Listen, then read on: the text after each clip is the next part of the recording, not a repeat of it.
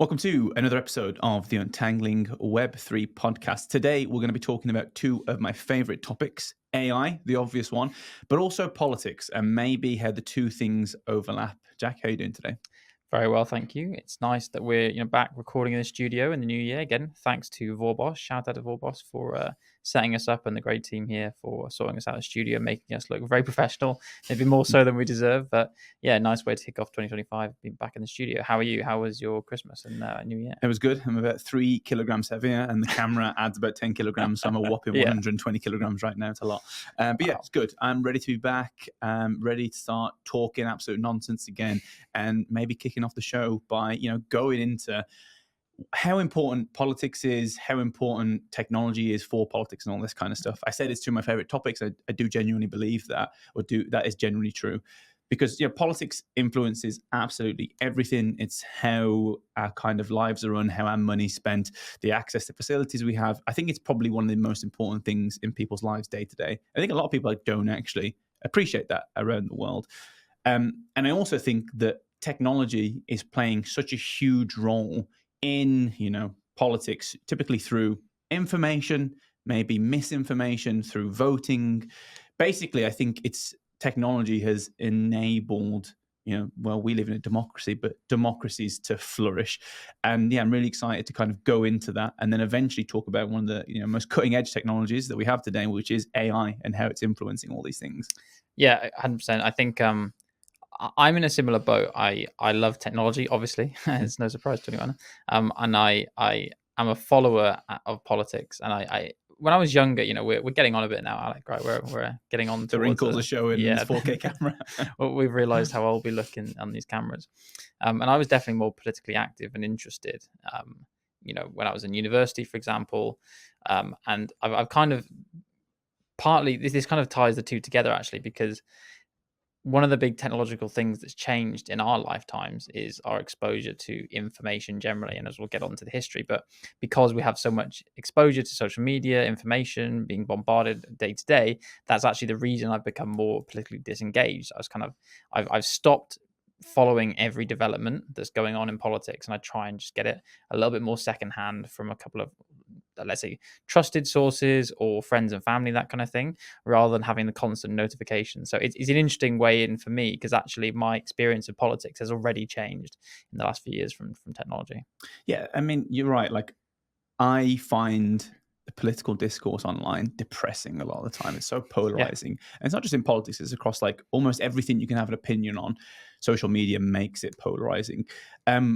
I read something recently, I'm going to talk about this guy, I think maybe multiple times, but a lot of this episode has actually been inspired in a lot of ways by a man called Yuval Noah Harari. Mm-hmm. You probably know him. He's the person that authored Sapiens, which is an incredible book, and more recently Nexus, which basically goes into the importance of information networks, and you kind of see the relation of that to politics. And yeah, a lot of this is inspired by him, but yeah, let's just go into it. Like I say, we live in a democracy, right? We both live Newsflash. Newsflash, yeah. In the UK, we live in democracy, crazy. Yeah. And Yuval kind of describes the setup for democracies. He's like, he kind of distills it in a really nice way. He's like, a democracy is a conversation. It's about multiple parties just having a conversation and agreeing to some outcome, many different outcomes in a lot of cases. Very different to dictatorship or authoritarian regimes, one person basically pushing everything to other people and saying, this is the decision, I'm going to do it, you action this. Whereas democracy is many people trying to come to some kind of consensus. Here we go, we've got a Web3 buzzword already. And he was like, well, back in the early days, it was very easy to do. 5 people, conversation's easy. With 100 people, very easy. With a small village, easy, you can have this conversation. But when we start to go past the scale of, say, nation states, like Athens, ancient Greece, or kind of Athens, Sparta, all these kind of nation states within ancient Greece, say 2,000 to 3,000 years ago, it actually becomes quite difficult to have that conversation. How do you propagate information quickly enough, accurately enough between nation states across? How do you scale it? How do you scale it? Exactly. Yeah. The scalability question comes in, and how do you make sure that there's no problems in that scaling, the kind of the comms that's going across? And he basically says to have democracies at the size we have now, say, the UK, the US, all these kind of things, you need technology like the printing press, for example, to disseminate information efficiently, effectively, at scale. and in a trustworthy way.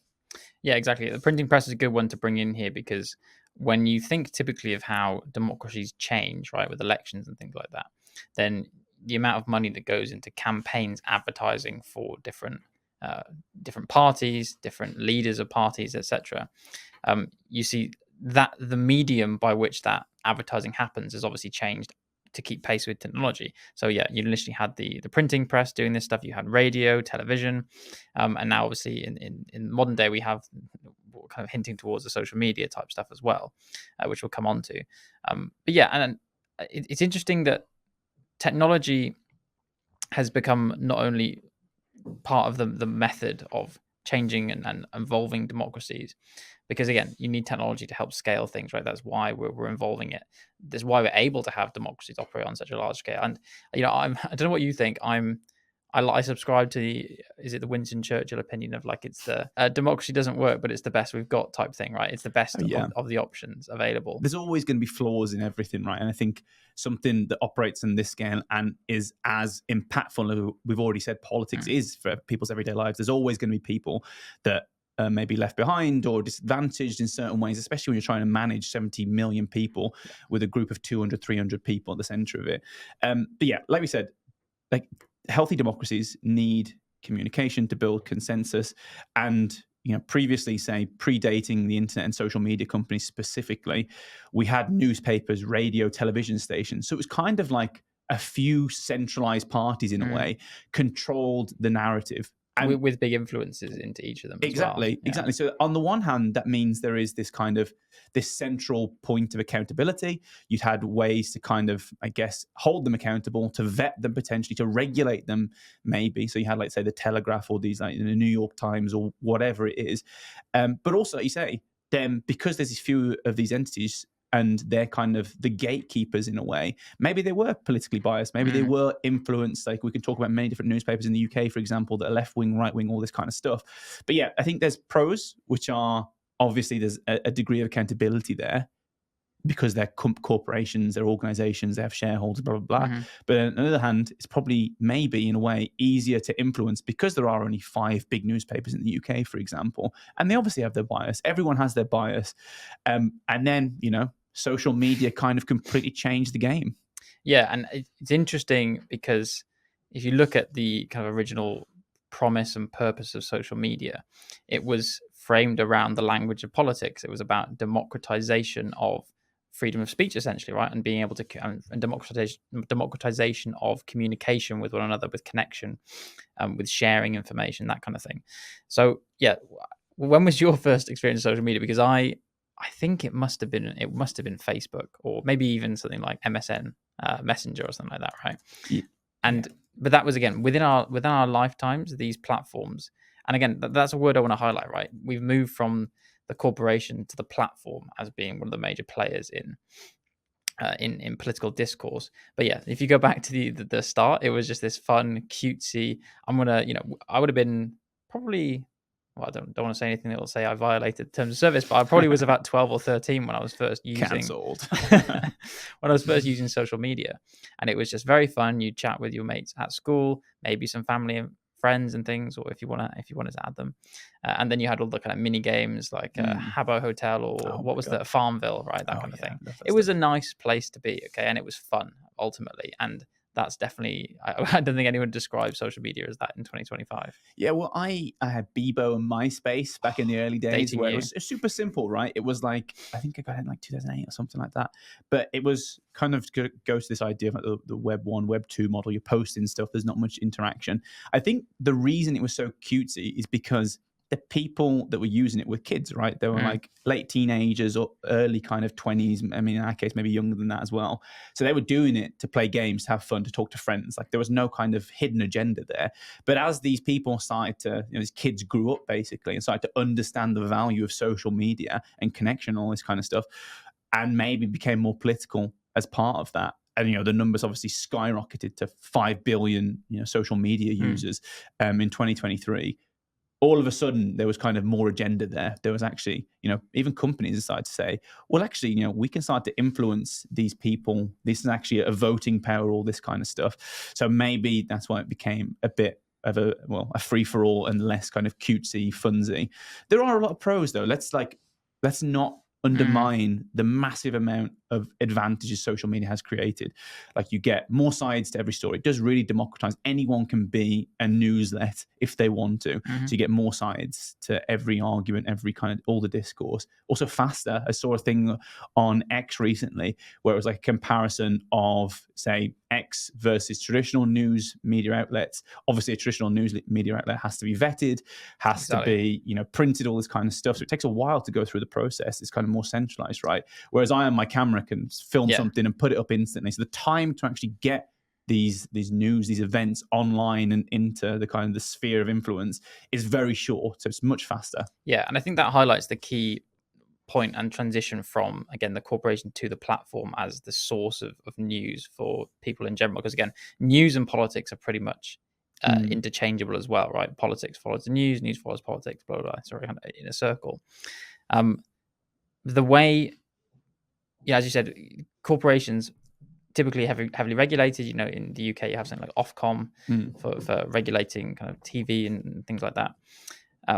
And the transition to platform has basically made, as you said, everyone an individual news outlet, and it's then the platform that may or may not have to be regulated, not necessarily the individual, right, who's a contributor. But there doesn't seem to be a huge, I'm not aware of the obligations of me. And no one's intentionally acting necessarily. Some people, okay, sure, journalists use it. People want to, highlight things that are happening, but they're not necessarily considering themselves as journalists. They're just individuals. They're observers, right, of the world they see. But it can become news very quickly. You're right. The speed and that's what we've seen. I think probably happened around kind of 2014, 15, and onwards from there. Is that it transitioned from the first port of call being the traditional news media outlets to social media, and now if I want to find something out, as bad as it is, I will go straight to X or something, right? Yeah. And then I'll go down the rabbit hole of, a bunch of tweets I didn't want to see, but I will have seen what's actually happening. And I think, like, to kind of bring that back to what was happening before, is because we had these news articles like the Telegraph, whatever it is, and they were a bit more vetted, a bit more kind of institutional in a way. And you had this accountability, like they're regulating all this kind of stuff. People trusted them, right? You see news, you see an article, you trust it. You think there's a degree of vetting. You think the information there is probably real and all this kind of stuff. I actually have an anecdotal thing to say here. I am sure I've noticed a huge uptick in the number of spelling mistakes on BBC Sport in the last few years, right? And I think that's purely because they have the pressure to put things out faster. Because I used to read BBC Sport, and I think this is very well written, very well vetted. Now it's like speed is the most important thing, and so I see mistakes in there like on a daily basis, which I never thought of before. And let's not pretend that this was like a kind of a holy grail of information. Like, there was always bias there. All these kind of news outlets, whatever they are, printing presses, had bias. Everyone has bias. Everything's ever created has some form of bias. For sure. The main thing was about facts and is it real. If, say, they give a stat that isn't true, for example, then there would be a degree of recourse that someone could say, well, you said this is true, correct it, blah, blah, blah. And they would have to do that. Like, Ofcom would make sure that they were regulated. Was it perfect? No, but far better than, say, what we have now, where you still have the bias, probably much more bias, I guess, but also there's no easy kind of means or regulated means to actually hold things accountable, like facts accountable, like studies accountable, this kind of stuff. Well, I think it's important to mention the word fact as well, right? Because there's an old adage, the lie is halfway around the world before the truth's got its trousers on. Oh my God, right? yeah. It's so true, because the truth is, it has more, I don't want to use a Bitcoin analogy, but it's kind of like there's a proof of work to it. You have to authenticate and verify information before you put it out there. If you want to tell a lie, you haven't got to do any of that work. It's like a civil attack on information, right? So it's almost a feature of truth versus untruth that it travels faster. And then I guess that leads us on to what's happened with the algorithms, right? Well, on that point, like, I saw there's a study by MIT in 2022 that basically emphasizes that point. They found that false political news spread 6 times faster than factual news on X, largely due to algorithmic amplification. Wow, And now we're going to start to talk about the role of AIs and all this kind of stuff. Like we said, that news outlets, all this they have bias and they're producing things. And imagine if we had social media where everything's sequential. You follow 100 people. Jack posts at 10 a.m. Someone else posts at 10:30 a.m. and it's just sequentially posted on my feed.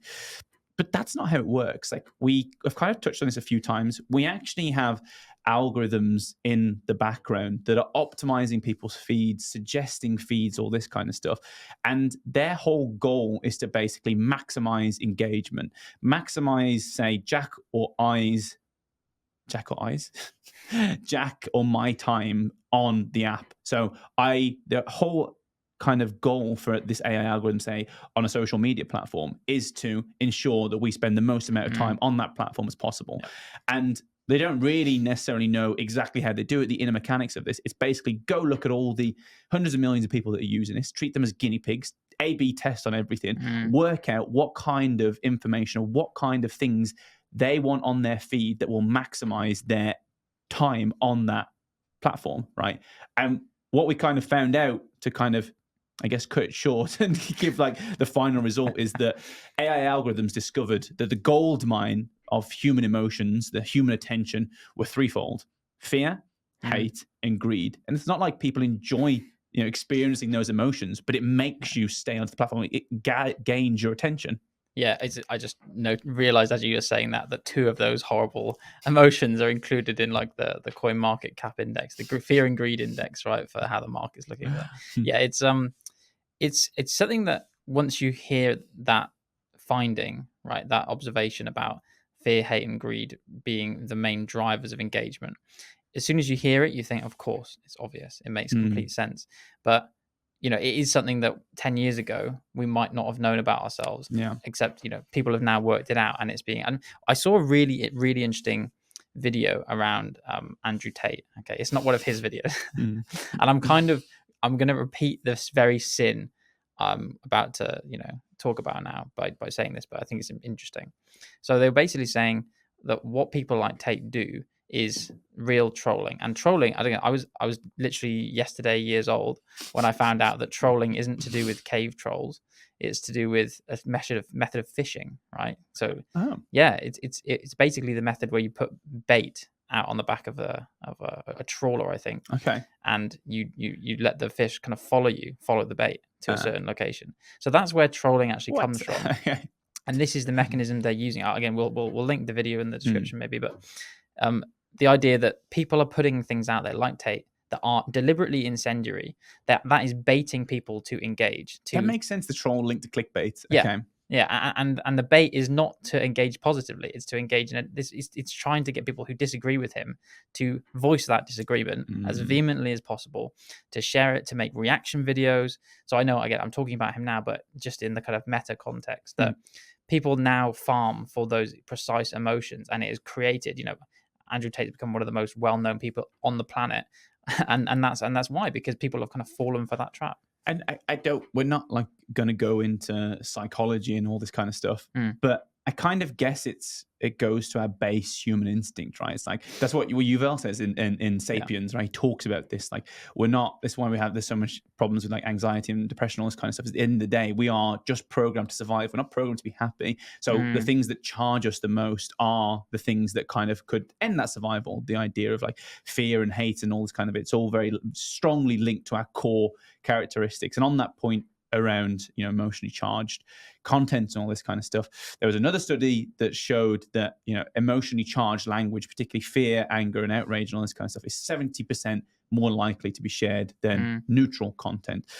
So yeah, it's probably the reason that there's so much crazy things online, because the one thing is we have these AI algorithms that are amplifying it, because they don't look at it as a problem for humanity. All they want to do is optimize the amount of time spent on there. And then there's the whole thing around filtering. Should we filter this content? Freedom of speech versus, AI algorithms and what's positive for humanity. And this is a whole kind of, I guess this is a whole hot topic, hot potato that is constantly being talked about. And I guess we're going to talk a little bit about it now. Yeah. And just while we touch on algorithms, because again, we want to disentangle algorithms from now AI and also those internal kind of instinctive impulses we have as humans. So what's actually happening under the hood at social media platforms is obviously they have these algorithms that determine how the platform works, right? It's not people manually working it out. That's why we have the infinite scrolling timelines now, is they've worked out how to populate that timeline in a way that's going to keep us on there for longer. The algorithms, you basically have you have ranking algorithms, like the most famous one being Google's PageRank. But there are kind of other modifications of that, and different platforms use different ones. But that's what basically how you rank content on the platform. And then you have recommender algorithms, which basically pick a user. So say, Twitter's looking at me or X is looking at me and saying, what does this guy want to see? Or really, what is this guy going to God no. What is this? What is going to keep this guy on the platform longer, right? And so those are the kind of algorithms that are involved.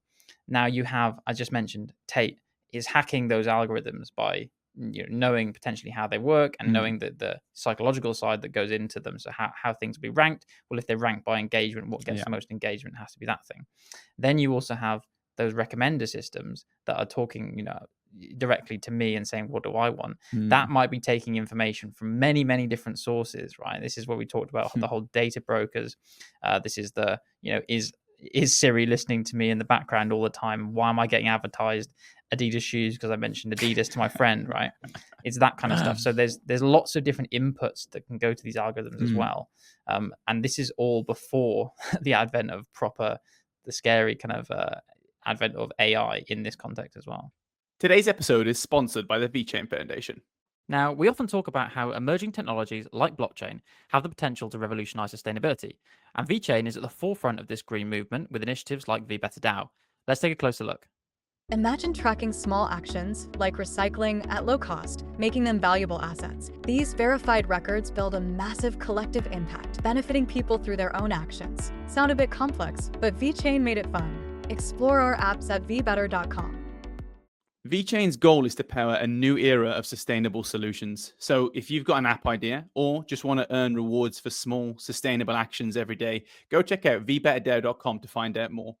And now, back to the show. I think that not the problem, but the kind of the issues that people are starting to highlight is, one, like the user retention, like what is negative content? And again, all of this is so subjective. What is negative content? What's good? What's bad? So we're not going to give an opinion on that stuff.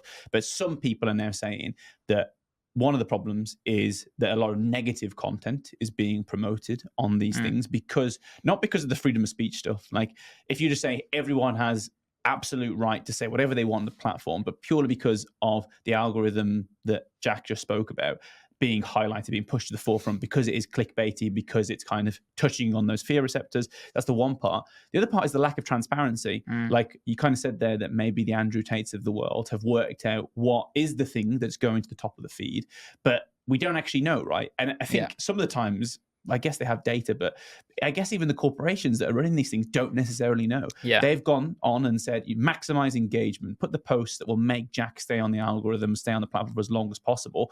And they have so many data points. It's really hard for them to work out why something is being recommended. They can probably work it out through data and show some things, but really it's very hard to keep up with. And they're the two big problems: lack of transparency and what is actually being promoted may be negative. Yeah, I agree. That's a really interesting aspect to this is the fact that maybe the platforms don't even know. Maybe now AI is starting to do some of the recommendation algorithm itself, right? Or is starting to inform how the algorithms are built even. We don't quite know. I mean, I know X, when it was taken over, they kind of open source some aspects of the of their algorithms, right? They did expose some of the logic, but not all of it. These are not open source by any means, because these algorithms are both built upon and contribute to what is arguably the largest source of value for these companies, which is their data sets, right? Their data sets of that, not just the content itself, but also the user behavior and the interactions between people, right? So they're not going to expose how they're using those data sets. They're not going to expose they might, even if they expose some of the algorithm, they're not going to give us that raw data that's telling us how it works. Right? It's the secret source, 100%. Same with TikTok. Like that had I think maybe the best algorithm for getting people absolutely fixated.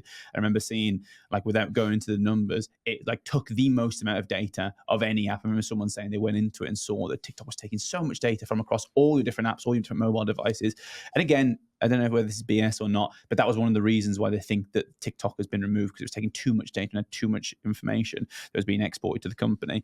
But with all that data, it made it extremely sticky. It made it extremely addictive for users. So like we said, we have these algorithms that are working, like we're trying to humanize them, even in our language. We have these algorithms that have been set up by, say, the social media giants of the world, and they act as the gatekeepers. They're effectively determining what is seen, what is heard, what is prioritized. They're the kingmakers of the digital age. And like we said, the reason this overlaps with politics so much is because information and information is basically what enables democracies to kind of work, successfully flourish. Like, it's a conversation. And if we have bad information or untrue information being propagated, whatever, then democracies can't necessarily succeed. Like I said, another kind of way to think about this is, back in the olden times, we didn't know where our food was coming from. So we're kind of genetically programmed, just eat as much food as we want whenever we can, and we'll be fine, right? All of a sudden, we have a lot of junk food coming into the world, lots of high fats, all this kind of stuff. So that genetic programming, if we kind of like dive into it, will mean that we get obese. We eat too much junk food, and that's bad. It's kind of the same with information. Yeah, we don't need all this junky information constantly being spammed to kill our serotonin and all this kind of stuff. What we need is good, healthy information.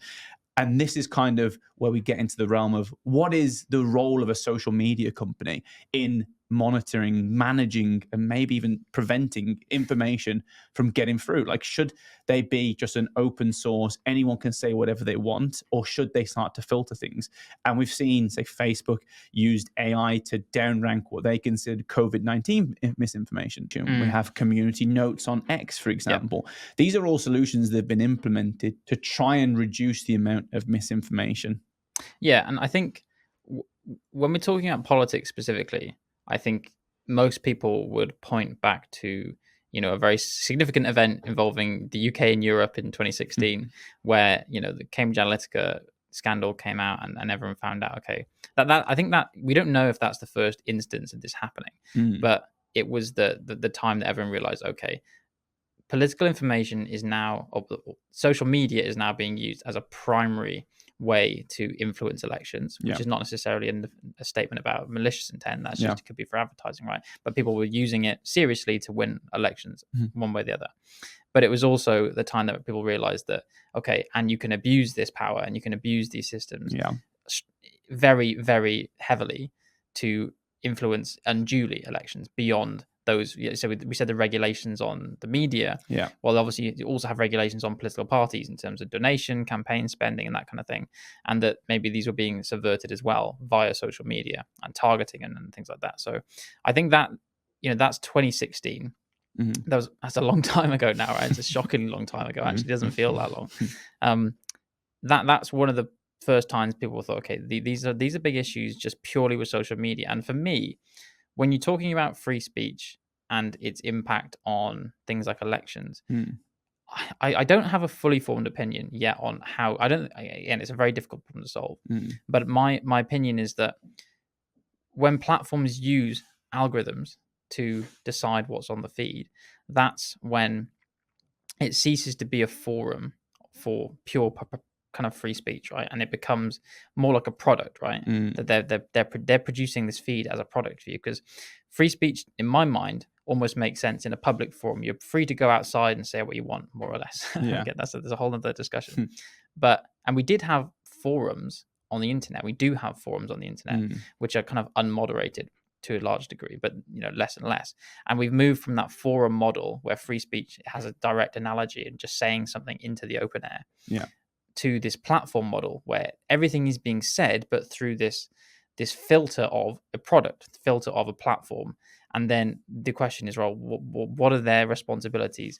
I personally, I'm a big believer in free speech, but I equally am a strong proponent that I don't think I think that it's perfectly fine for platforms to have terms of service and to potentially censor things on their own terms, because they're not necessarily there to provide a public forum. And that's the distinction.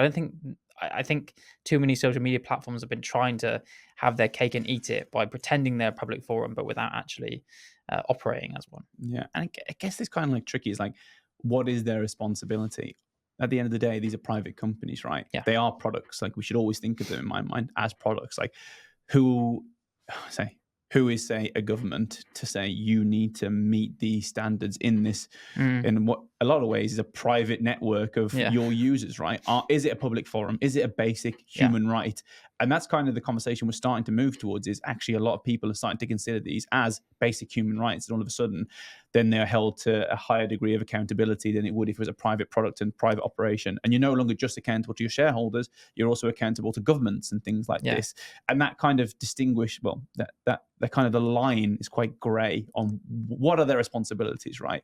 And like you say, they've been having their cake and eating it, saying, you know, there's been a transition over the last few years to say, okay, we've banned lots of what we consider undesirables, or governments would consider undesirables. But I don't agree with that. I actually don't think people should have been banned. I think, like you say, everyone has a right to freedom of speech. I think the problem isn't around, you know, do people have the right to freedom of speech? It's this problem with filter. Like you say, what's being prioritized? Like, it's not freedom of speech if, say, someone who's saying one thing gets, you know, times 1 views, and someone who's saying another thing is getting times 10 views. Exactly. It's like saying you're free to speak in this empty room over here versus you're free to speak to this hall full of people. Exactly. So if we agree on that, then the question becomes, how do we filter? Because it's clear there needs to be some filter. And like Blue Sky has kind of started to get around this with having like, well, one option is to have just sequential feeds or whatever. I just follow 10 people and the only things I see is those 10 people. Now, obviously, there's going to be an effect there on user engagement. Like it doesn't trigger those hate receptors or whatever.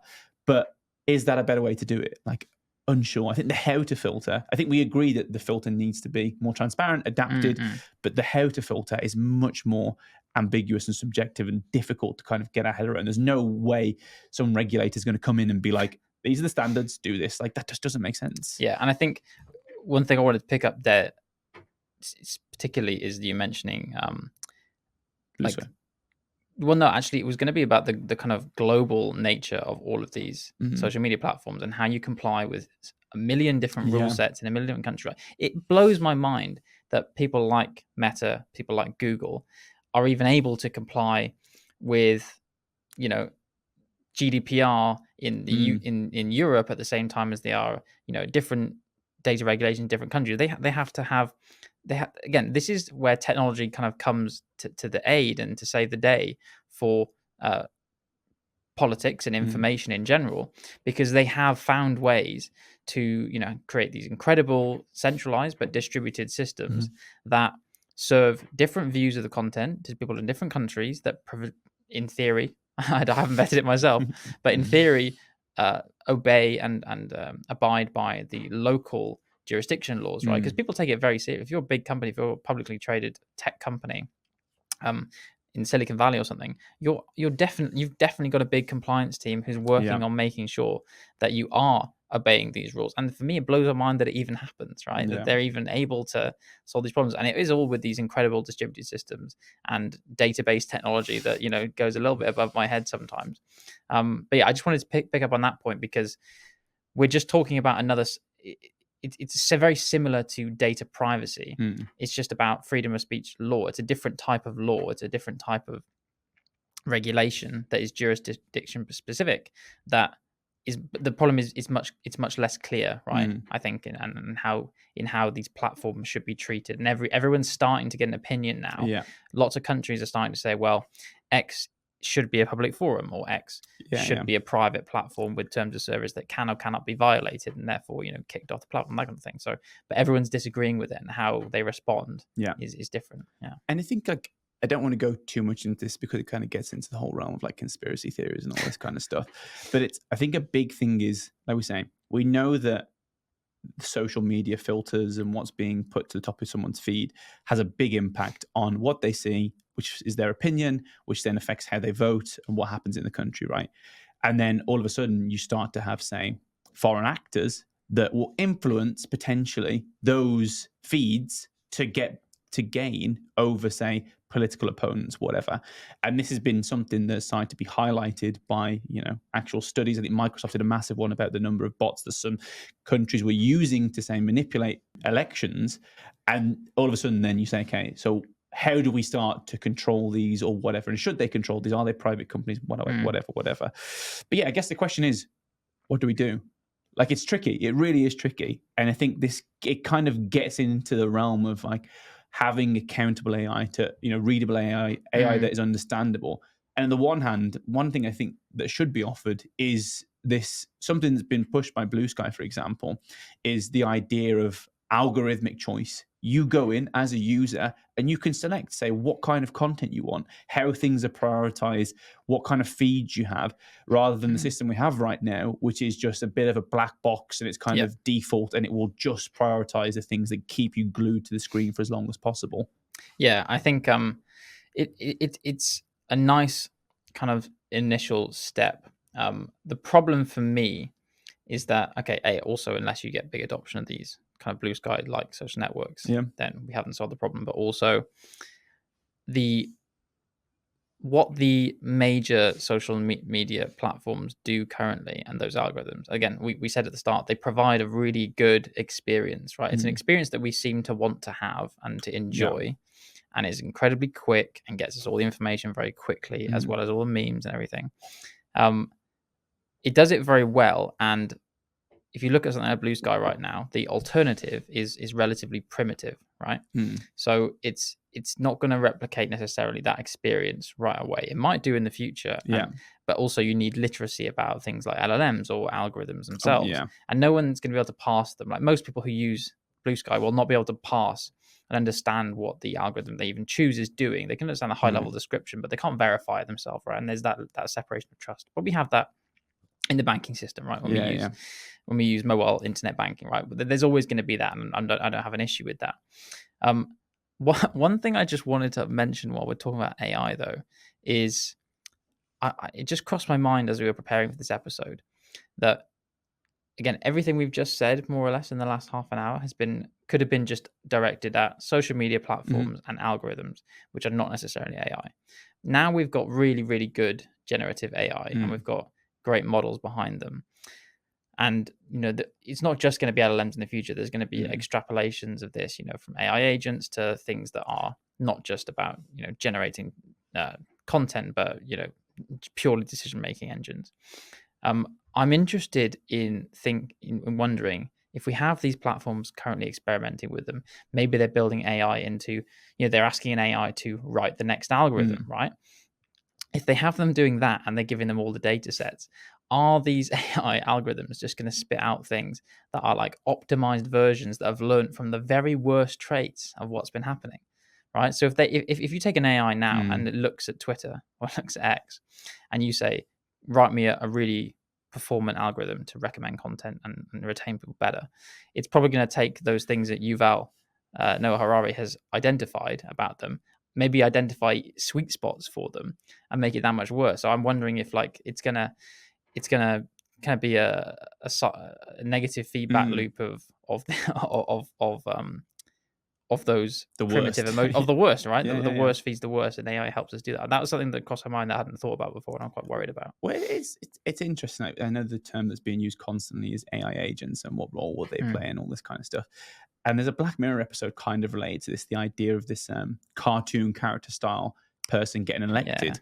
And a lot of the stuff there is promoting fear, greed, like these negative emotions that we said are kind of like stimulating to humans. And like you say, if an AI agent, it's not too crazy to think of in 50 to 100 years time, the idea of an AI agent being potentially a political figure that is based on all this information, knows that the things that humans are currently responding to based on social media are negative, fear, hate, all this kind of stuff. And what kind of world do we live in where that is the foremost driver of political discourse? A scary world, I guess. And then it's kind of like, I've seen this often touted as like the thing to do. AI's obviously has got a lot of scary things, a lot of good things. What we need to make sure is the good guys have the best AI. And then he brings into question what is good, what is bad. Like you don't really know. I'm not really sure what the answer is, to be honest. No, it is scary. Like, as AI agents are built on more and more data, publicly available data, that will be social media data. And like we're saying right now, the things that are prioritized on social media feeds, which makes up probably the 90% of things on there, are based on those negative receptors that we've talked about already. Yeah, I think, I guess we're looking now, what is the path forward, right? How do we operate in this new regime where we have big social media platforms that are being operated in a more kind of Wild West way than ever before, potentially? We have algorithms that have been building and learning how to control what we see for years, and how to put us in silos or show us what we need to for years, or dominate certain discourses in politics and things. And now we have ever improving AI, right? So what's the path forward? And like you, I do not have a good answer. I think it's really refreshing actually to sometimes just not have a strong opinion on something. And in a world where ChatGPT can give you an answer for any question you've got, then you may as well just, that's what you can do as a human. What is to err is human.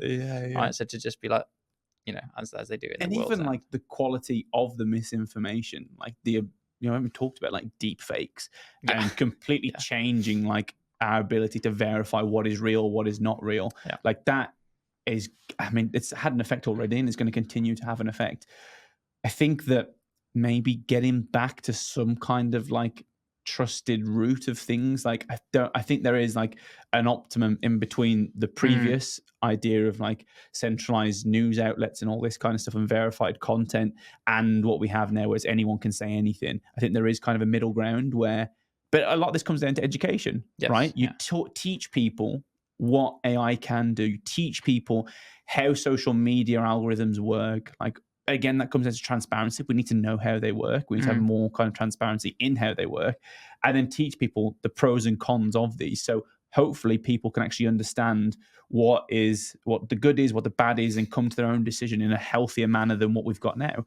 And I've started to see this. There's a lot of initiatives obviously it's always Scandinavia. I think it's in Finland, where 10-15 years rather than right now, our kind of education system is breaking down, being like, AI is going to revolutionize everything and destroy education system, blah, blah, blah. What they're doing is teaching people the pros and cons, how you can use it, what some of the downsides are, and trying to help them come to a middle ground where it's like, actually, I need to be able to verify content because it's so easy to spin up whatever I want, and it might not always be true. Yeah, I 100% agree. A lot of this is beyond obviously regulation and arming the good guys with the good AI, whatever that means, as you said. Education is huge, and I don't think it's. I 100% agree with you in educating on LLMs, digital literacy, all this stuff is huge, but I think one of the most important things you can do now is just to focus on education around just critical thinking skills, right? I've always thought one of the most valuable things I've ever been taught, or one of the most valuable courses I've ever had, was like my school history classes, right? Like GCSE, A level. That's true. Because one of the big components is like these source papers, and 100%. you have to critically analyze. Okay, what was the situation in Germany in 1940? But they give you primary sources, secondary sources, tertiary sources. You learn about how to come to a conclusion based on the fact that there are many different opinions, many different agendas at play in telling a story. And I think everyone should know those. Everyone should just be made aware of the fact that a story can be spun up for you based on any number of competing interests, right? And that's all you really need to know. Just be skeptical, I think. Just that, if that's my take-home message to the audience, right? Is just always approach things with maximum skepticism and have a high bar for being convinced by them. 100%. I think everything's a data point at the end of the day, and some should have more weighting than others, but don't let social media or AI dictate those weightings for you. You've got to come up with your own weightings and take them as data points, basically. But yeah, I guess it's not all doom and gloom. I think I am very optimistic for the future if the good AI despite the win, last basically. 45 minutes. But yeah, I think, like I say, politics in my mind is one of the most important subjects, or one of the most important realms that everyone should be interested in. And I think social media and AI and the AI algorithms that control social media is also an absolute huge topic. I think the overlap of these two things is extremely kind of important and weighted, and people should be aware of what's going on underneath the surface, and maybe vet everything they read and don't trust anything, even what we say. Don't trust what we say, or better yet, just switch it all off once in a while. That's my advice. Digital detox. But yeah, this has been a fun episode. I guess we'll talk about this a lot more because this is a constantly fluxing and evolving subject. Thank you for listening wherever you may be, and join us next time to untangle a little more of Web3.